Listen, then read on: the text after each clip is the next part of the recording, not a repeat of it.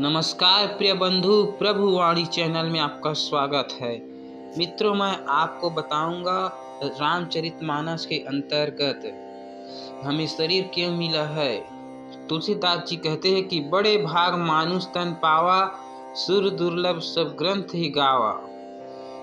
बड़े भाग से हमें मानव शरीर प्राप्त होता है और यह मानव शरीर देवताओं के लिए भी दुर्लभ है, ऐसा सभी सद्ग्रंथ की घोषणा है।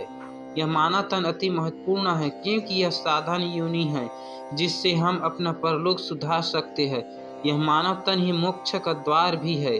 साधन धाम मोक्ष कर द्वारा। मानव शरीर के लिए तो देवता भी तरसते हैं।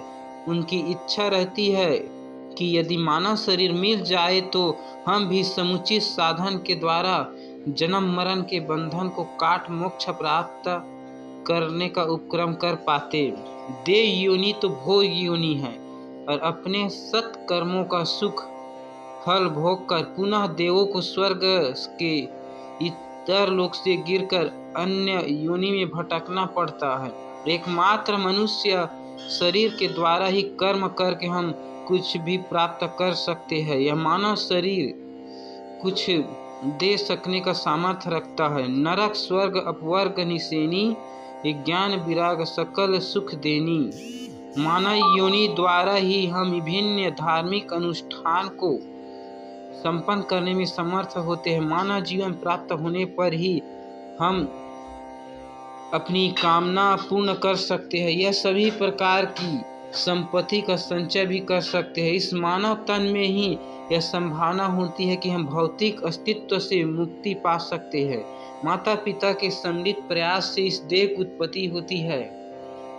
प्रत्येक मानव को अपने माता पिता का अनुग्रहित होनी चाहिए और उसे समझना चाहिए कि वह उसके ऋण से उऋण नहीं हो सकता। यदि युवा होने पर कोई पुत्र अपने कार्य और अपने धन के द्वारा अपने माता पिता को संतुष्ट करने का प्रयास नहीं करता तो मृत्यु के पश्चात यमराज द्वारा दंडित किया जाता है और अपना ही मांस खाने के लिए बाध्य कर दिया जाता है। बड़े भाग मानुष तन पावा, सुर दुर्लभ सब ग्रंथ गावा। बड़े भाग से मानव शरीर प्राप्त होता है और मानव शरीर देवताओं के लिए भी दुर्लभ है, ऐसा सभी सद्ग्रंथों की घोषणा है। यह मानव तन अति महत्वपूर्ण है, क्योंकि यह साधन योनि है जिससे हम अपना परलोक सुधार सकते हैं। यह मानव तन ही मोक्ष का द्वार भी है। साधन धाम मोक्ष कर द्वारा। मानव शरीर के लिए तो देवता भी तरसते हैं। उनकी अभिलाषा रहती है कि यदि मानव शरीर मिल जाए तो हम समुचित साधन के द्वारा जन्म मरण के बंधन को काट मोक्ष प्राप्त करने का उपक्रम कर पाते। देव योनि तो भोग योनि है।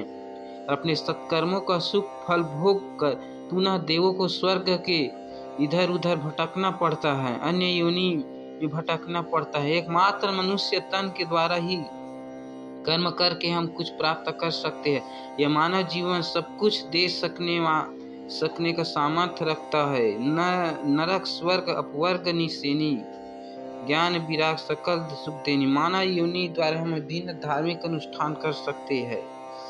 माता पिता का हम पर उसका कर्ज रहता है, हम उसके ऋण से उड़े नहीं हो सकते। यदि युवा होने पर भी कोई पुत्र अपने कार्य अपने धन के द्वारा माता पिता को संतुष्ट करने का प्रयास नहीं करता, वह मृत्यु के बाद यमराज से दंडित किया जाता है। यह मानव शरीर बहुत ही मुश्किल से मिलता है, इसलिए अपना और मोक्ष का उपाय जरूर करना चाहिए। धर्म कर्म करते हुए अपना उद्धार कर लेना चाहिए। संपत्ति संचय करते नहीं रहना चाहिए, क्योंकि यह संपत्ति यहीं पर रह जाता है और सभी को छोड़कर जाना पड़ता है। जिस धन को हम यहाँ कमाते हैं उसी धन को यहाँ छोड़कर चले जाते हैं और अंत में हमें कुछ हासिल नहीं होता।